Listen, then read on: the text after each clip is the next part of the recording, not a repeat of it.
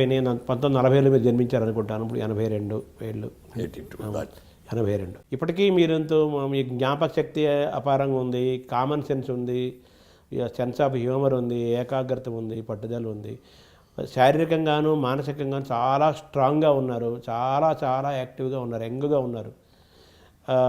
ఈ ఫిట్నెస్ మంత్రం ఏంటి సార్? మంత్రం ఏమిటంటే ఒరిజినల్ ఫస్ట్గా చెప్పాలంటే ముందు మా ఫ్యామిలీ జీన్స్ అండి. మా family genes very good jeans. మా నాన్నగారు 96 ఏళ్ళు బతికారండి.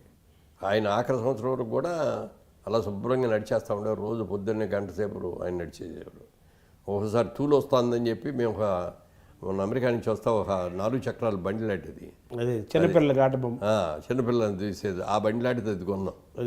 దాంట్లో అడ్వాంటేజ్ ఏంటంటే ఎక్కడ కావాలంటే అక్కడ ఆఫ్ చేసి దాంట్లో కూర్చోవచ్చు. అది కూడా ఉంది అవకాశం. వాటర్ బాటిల్ అయిన పెట్టుకోవడానికి కంట్రోల్ చేస్తుంది, కూర్చోవచ్చు. సో అది తెచ్చిన తర్వాత కొన్నాళ్ళకి దాంతో చేశారు. కానీ అదర్వైజ్ ఆ లాస్ట్ దాకా కూడా ఆయన రోజు నడిచేవారు. ఆయన 96 ఏళ్ళు బతికారు. ఇక మా అమ్మగారు రోజు బయటికి వెళ్ళి వాకింగ్కి వెళ్ళేవారు కదా, కానీ ఆ ఇంట్లో పెద్ద కారిడార్ ఉండేది. ఈ కారిడార్లో ఇటు ఆవిడ గంట సేపు నడిచేవారు. సో ఆవిడకు దాదాపు 100 ఏళ్ళు జీవించారు. 100 ఏళ్ళు, 101వ సంవత్సరం రాబోతుండగా పోయారు. ఒక నెల రోజుల్లో 101వ సంవత్సరం వస్తుంది అనుకున్న టైంలో శత జయంతి చేసుకుంది. సో అందుకని ఆ జీన్స్ నెంబర్ 1 జీన్స్. నెంబర్ 2 మన క్రమశిక్షణ. అంటే నేను సినిమా ఇండస్ట్రీకి వచ్చేటప్పుడే అప్పటికే నాకు పెళ్ళయింది, 2 పిల్లలు కూడా. అప్పుడు ఒకటే అనుకున్నా, మనం ఈ టైంలో వెళ్ళి సినిమా ఇండస్ట్రీకి వెళ్ళి అక్కడున్న ఆకర్షణలు కనుక మనం బలైపోయామంటే నా భార్య పిల్లలు ఏమైపోవాలి? రేపు పొద్దున్న నా గురించి వాళ్ళు ఇదిగో ఈయన చేసుకోబట్టి మన అందరం కూడా ఈయన కష్టాలు పడతామని అనుకోకూడదు కదా అని చెప్పి నాకు నేనే కొన్ని రిస్ట్రిక్షన్స్ పెట్టుకున్నానండి. అంటే కొన్ని క్రమశిక్షణ ఇవి అతిక్రమించకూడదు. అంటే మీ మదర్కి ఏమైనా మాట ఇచ్చారా?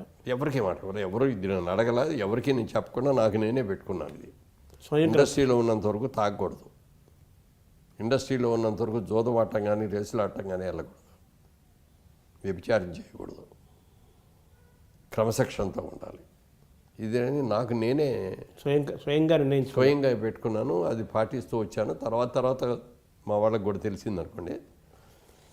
అలా అది ఉన్నాం. తర్వాత ఏమో మా ఆవిడ నాకు పెట్టే ఆహారం ఉదయం బ్రేక్ఫాస్ట్ దగ్గర నుంచి నైట్ ఫుడ్ దాకా ఏది తినాలి, ఏది ఆరోగ్యవంతమైంది, అది కూడా ఎంత తినాలి అంతే పెడతాను. ఆవిడ డైటీషియన్ నిజంగా నాకు పర్సనల్ డైటీషియన్ అనమాట ఆవిడ. అవన్నీ పెట్టడం మూలంగా మిగతా ఆహారం, ఆరోగ్యకరమైన ఆహారం అవన్నీ తినడం మూలంగా ఈ ఫాస్ట్ ఫుడ్స్ తినడం అయ్యి. మీకు ఇష్టమైన ఆహారాలు ఏంటి సార్? మావిడి నేను వంట. అది సరే, పదార్థాలు అంటే మీ అమ్మ వంట కూడా ఇష్టమే ఉంటుంది. అమ్మ వంట ముందు చెప్పుకోవాలి కదా. ముందు అమ్మ వంటే చెప్పుకోవాలి, తర్వాత కదా ఆవిడ అదే అంటాను. అంటే మా ఇంట్లో అక్కడ మా అమ్మ వంటలో కానీ ఇక్కడ మా ఆవిడ వంటలో కానీ ప్రతిరోజు ఆకుకూర అనేది కంపల్సరీ అండి.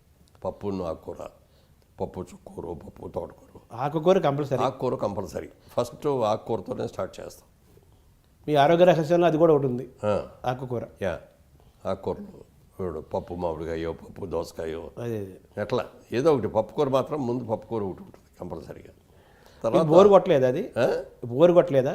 రోజు ఆకుకూర ఏదో ఆకుకూర ఏంటని లేదు, అసలు బోర్ అనిపించలేదండి. అవే అసలు బాగా ఎంజాయ్ చేస్తుంది ఆకుకూరలు.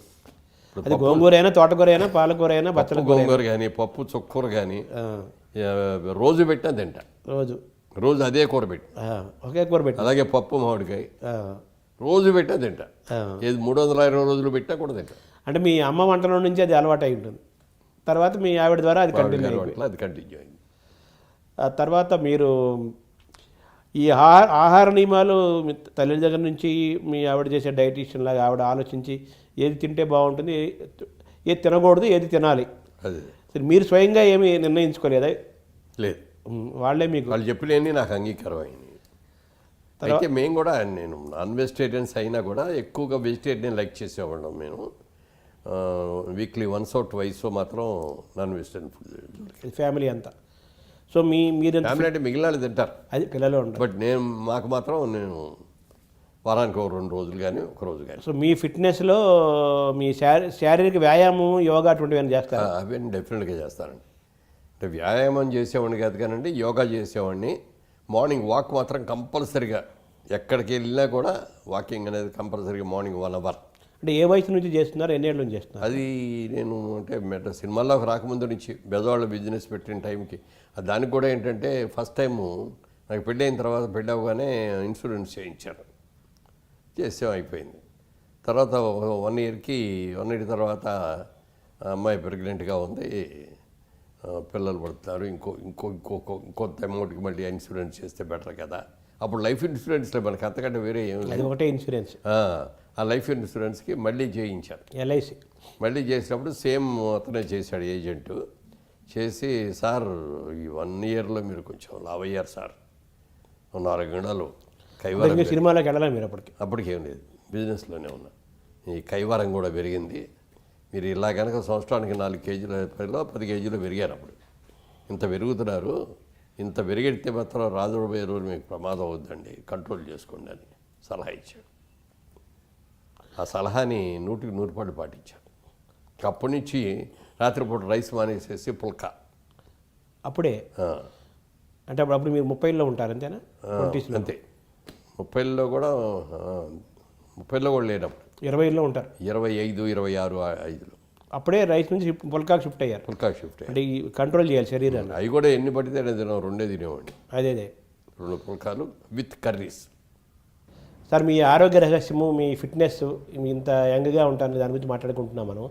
అందులో ఇందాక ఆహారం గురించి మాట్లాడుకున్నాము, చెప్పారు మీరు విశేషాలు.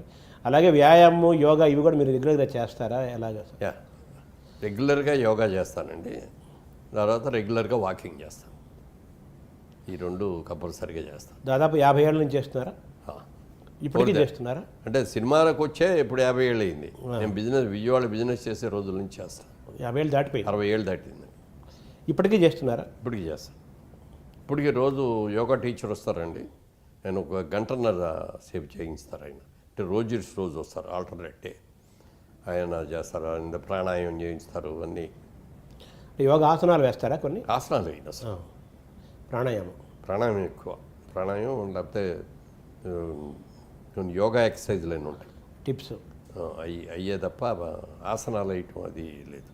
అంటే ఓవరాల్గా మీరు మీ మీ ఆ రోజు ఎలా ప్రారంభమవుతుందంటే, 1 గంట సేపు దేవుడి పూజ, దైవభక్తి పూజ, ఆధ్యాత్మికంగా రోజు ప్రారంభమవుతుంది. 1 గంట దేవుడికి కేటాయిస్తాం. ముందు శారీరకంగా కేటాయిస్తాం దేవుడికి, తర్వాత కాదు ముందు శారీరక వాకింగ్కి వెళ్ళి ఫస్ట్ గంట వాకింగ్ అయిన తర్వాత కాఫీ తాగి ఆ న్యూస్ చూసి స్నానం చేసిన తర్వాత అప్పుడు పూజకి వస్తారు.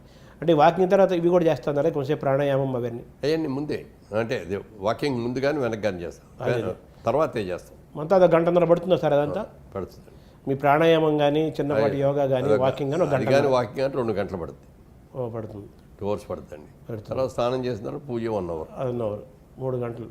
అంటే మీ మీ మీ మెంటల్ ఫిట్నెస్, ఫిజికల్ ఫిట్నెస్ యొక్క రహస్యం అంతా ఇదే, అంతే కదా మరి, శరీరాన్ని మనసును కంట్రోల్ చేసుకోవటం.